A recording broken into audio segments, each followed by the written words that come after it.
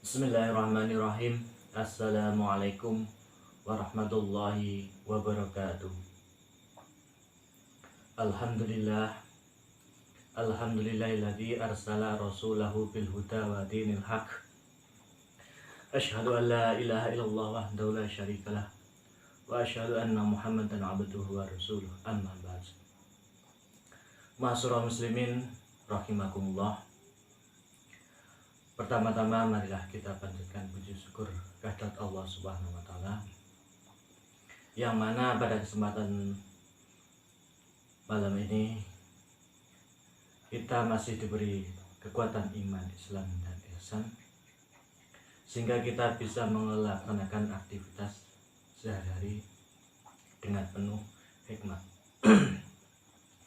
Salawat serta salam semoga tetap tercurahkan kepada junjungan kita Nabi Agung Muhammad SAW, yang telah memimpin umatnya dari zaman jahiliyah menuju zaman Islamnya. Selama ini kita tidak asing dengan amaliyah tawasul. Sebagian besar masyarakat muslim di Indonesia, bahkan di dunia, hampir setiap hari melakukan tawasul.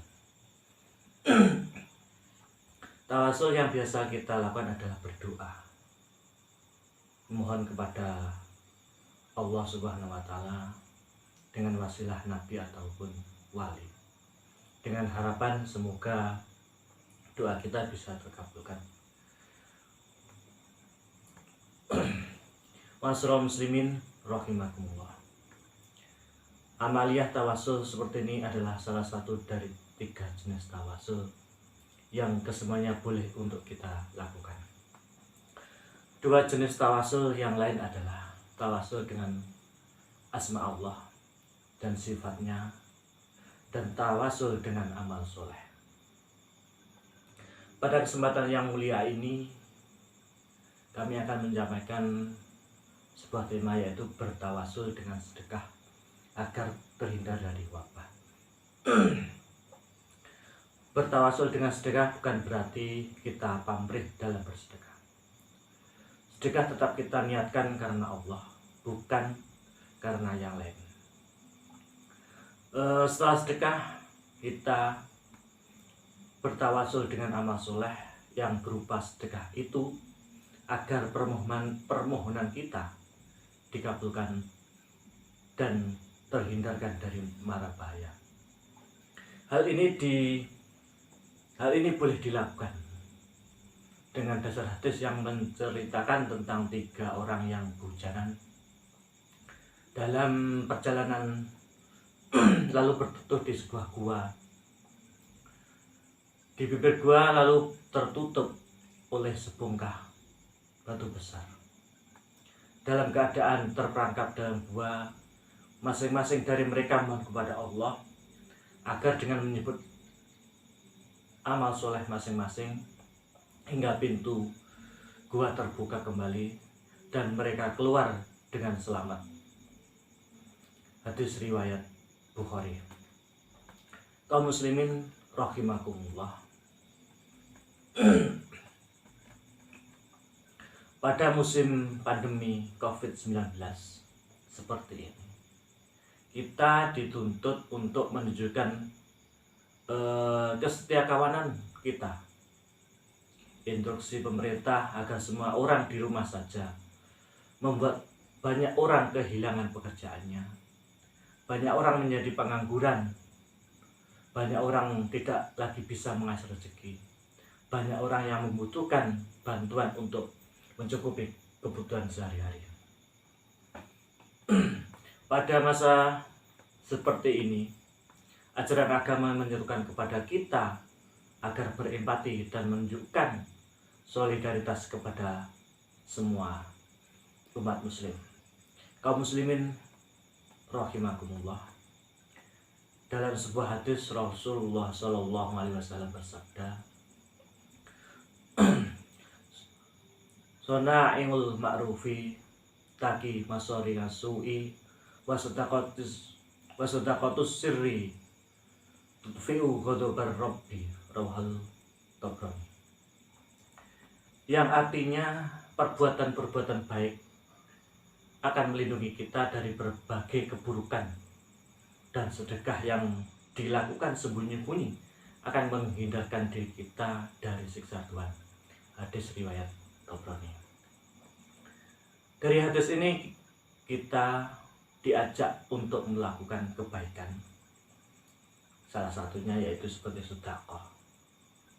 Dan hadis ini pula yang menjelaskan bahwa perbuatan baik yang kita lakukan, bersedekah ataupun perbuatan-perbuatan lainnya, dapat menjadi sebab terhindarnya kita dari ancaman keburukan dan berbagai musibah. Oleh karena itu, kaum muslimin yang dirahmati Allah, marilah kita bersedekah dan melakukan berbagai kebaikan di masa-masa sulit seperti ini, yaitu masa pandemi. Jangan menunggu sampai kita itu terkena wabah dan musibah, baru kita bersedekah. Kita lakukan sedekah sekarang supaya kita terhindar dari berbagai musibah dan wabah penyakit. Untuk kita yakini bahwa harta kita sejatinya tidak akan berkurang dengan sebab sedekah. Justru sedekah akan menjadikan harta kita berlimpah berkah. Rasulullah SAW bersabda lagi dalam hadisnya, "Ma naqasat shadaqatun min malin," rawahul Muslim. Yang artinya harta tidak akan berkurang dengan sebab sedekah. Hadis ini merupakan jaminan keamanan dari kefakiran kita oleh Allah Subhanahu wa Ta'ala. Kita telah mendapatkan jaminan tak akan menjadi miskin karena bersedekah. Bahkan dalam hadis lain Rasulullah menceritakan, tidaklah seorang hamba berada di pagi hari kecuali 2 malaikat turun kepadanya. Yang salah satunya berkata, "Ya Allah, berilah orang yang berinfak gantinya." Dan yang lain berkata, "Ya Allah, berilah orang yang kikir kerusakan." Kedua hadis ini mengindikasikan justru dengan bersedekah harta seseorang akan semakin bertambah, barokahnya maupun jumlah harta itu sendiri. Sebagaimana firman Allah Subhanahu wa Ta'ala, "Wa ma anfaqtum min syai'in fahuwa bihal fahuwa yahlifuhu." Yang artinya, dan segala yang kamu nafkahkan tentu akan digantikan oleh Allah Subhanahu wa Ta'ala. Kaum muslimin rahimakumullah, kita tidaklah perlu khawatir bahwa rasa syukur kita dan sedekah kita akan mendatangkan kesulitan bagi hidup kita. Kita tidak perlu khawatir bahwa syukur dan sedekah akan mengurangi kenikmatan kita. Dan marilah kita mensyukuri segala nikmat Allah dengan segala daya untuk semakin mengaplikasikan ketakwaan yang sesungguhnya.